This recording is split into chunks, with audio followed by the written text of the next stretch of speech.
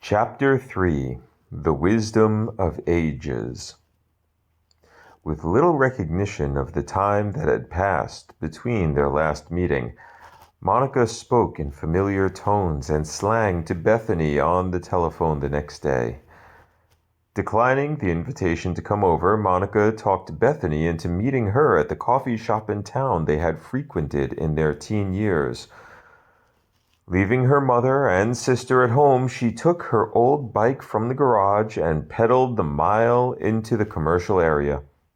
She chained her bike to the same rack that had been on the corner for as long as she could remember and walked down the block, past the shops she knew well. The wine shop, where she had not been allowed entrance for years, caught her attention, and she wondered why it was such an allure for her before she could legally purchase alcohol. The music shop had the muffled sounds of lessons in the back rooms emanating to the sidewalk. The bakery was open and catering to a small line of customers. She walked past that window a little quicker under the notion that someone she knew might stop her and attempt to convey sympathy for her, which she did not want. She sought the refuge of an old friendship, certain that Monica would not subject her to the station of mourning daughter. She found her certainty to be well-founded, as Monica hugged her and only gave one emotional check that could be construed as condolences through care for Bethany's emotional well-being, given the circumstances. They sat, and Bethany signaled to the waiter for a cup of coffee. Monica had a cup of tea before her and just looked at Bethany for a few moments. When the stare bordered on socially uncomfortable, and right before Bethany began squirming under it, Monica smiled and spoke. "I still refer to you as a little sister to friends and when people mention you." "Who mentions me?" "The usual crowd of acquaintances we grew up with, and their spouses on occasion.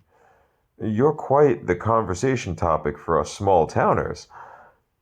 Bethany could not repress the smile and silently attempted to attribute it to the arrival of her coffee.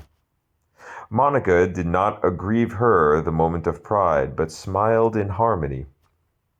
When Bethany looked up from the coffee to see the smile, she almost burst into laughter and tears all in one moment. With masterful precision of conversation, Monica diverted the emotional explosion from Bethany by continuing, "So when are you heading back?" Recovering from the emotion, Bethany wrangled some words from her momentary confusion. "Wait," she said. "Do people really talk about me, or did you just say that because you knew I wanted to hear it?" "A little of both," Monica replied. "You do work for a prestigious company and people do talk, but I figured you could stand to hear something to brighten your mood." "But is that the only reason why you brought it up?" "What other reason could I have? What other reason could there be?" "I don't know." Bethany looked down and stirred her coffee. "I don't know what I thought." "I think you wanted to talk." "About what?" "Anything." Monica lifted her cup of tea with careful grace as her eyes remained locked on Bethany. "You even stooped to talking about talking," she sipped. "I wanted to ask you about why you said what you said." Bethany tried to justify herself and knew it was pointless as she heard herself speak. "Once you talk about what was said a moment earlier, that moment has already passed, and trying to dissect the near past by examining it can be dangerous." "Dangerous how?" Bethany took a sip of her coffee. "Dangerous in how banal it renders the present." Monica shifted in her seat. "We have memories to guide us in the present, not to occupy our every waking moment. I know that. Bethany heard herself reverting to the younger sister role. But I didn't mean to talk about everything we've ever discussed. Monica leaned back and picked up her tea again in the same manner. Then what would you like to talk about? Bethany was grateful for her friend's talents at orchestrating intellect, emotion, and words to subvert her defenses. She found herself sitting with her old friend with the open opportunity to discuss any topic she so desired. She wanted to say that moment how lucky she felt to have the counsel of Monica, but did not want to use flattery as a means of avoiding her own thoughts.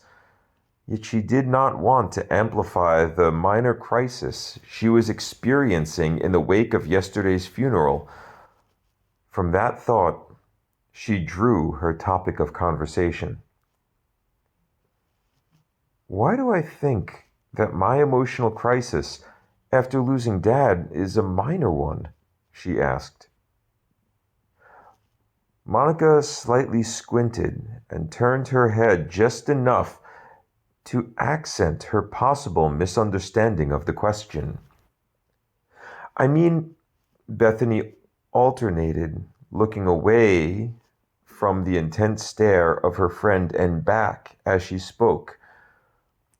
Why do you think I am considering the emotions I am having, the thoughts these emotions are causing to develop, as minor things, when this is a one-time deal? I only get to have these feelings, this situation once. I don't get to go through it again, thankfully. But why, in the face of consciously knowing that I only get to experience this once, am I relegating the feelings to be a minor crisis? Her friend continued looking at her, although her gaze conveyed less uncertainty. What is wrong with me that I want to move on from the funeral? She could feel tears welling up. What is wrong that I want to forget about the deep-reaching occurrence of... Her voice cracked and she felt tears roll down her face. Of burying my... Mercifully, Monica came around the table and hugged her friend. Bethany put her face into Monica's shoulder and wept. Monica petted the back of her head and told her it was all right. When the tears had subsided, Monica reached to the table and handed Bethany a paper napkin from the dispenser. The ladies sat across from each other again as Bethany wiped her eyes. They sat for a silent moment, just looking at each other, until Monica, with a gaze in her eyes deeper than the ocean's, smiled with a hint of pride for her little sister and spoke. I think you just answered your own question, Monica said. You know deep down that you can't go through life sobbing. You could not function productively while bogged down by the weight of your emotional reality. But it is the only thing that seems real. Everything else is light and smacks of this disingenuous quality, Bethany said. Monica sighed. That could be the tyranny of perception. That what we feel is so convincingly true that all else pales in comparison to it. But we must not trust solely in our perception of what seems worthy of our attention. Bethany leaned her arms onto the table to listen closely to Monica as she continued. If we gave way to our inclination to experience in total our emotions at all times, then we would never deviate from what that sensation instructed us to do. And how productive could we be? How free would we feel? What about the tyranny of the light nature of life that can also command our actions? Of course, Monica said, but it is easy to defend ourselves from its tyranny as it is from outside of us. It can command us until we deny it entrance into our minds. Our emotion, however, residing in our minds, is not as easy to conquer the influence of. It seems like you would have me be less human, Bethany said. My emotions define who I am. But they do not solely define you, Monica said. The object is defined by its size and shape, its weight, its texture and color, its function even. To define it by one of those attributes alone is to mistake the object for its entirety. Bethany contemplated that for a moment. But that is an intellectual example at best, Monica said, and Bethany picked up her cup. And that's fine. Intellect, conversation, debate, entertainment, all those things you can call shallow or trite or, what did you call it? Light and disingenuous. Bethany answered. Right, Monica said. All of that is the substance of life. That stream of ideas and notions, activities and patterns of action, all of them are life. Monica made a conscious effort to emphasize this notion. The weighty notions that render us less productive are life as well, but the light and transient topics are a vibrant essence of life because they reflect the light and transient nature of human existence. Sister, being human is to be temporary, and we try to distract ourselves from our temporary existence with anything, because if we are not feeling temporary, then we feel like our perception is a permanent fixture and have an easier time living despite our inevitable demise. Is this supposed to help me feel better? Bethany asked with a tone of sarcasm. I imagine you would not feel better if I was avoiding such heavy notions. Monica continued, only when she could tell that Bethany was open to the discussion. For all of the unknown that is death, it is an absolute. One reaching the point of death is not concerned with the activities, heavy or light, in life. What is death to the dead?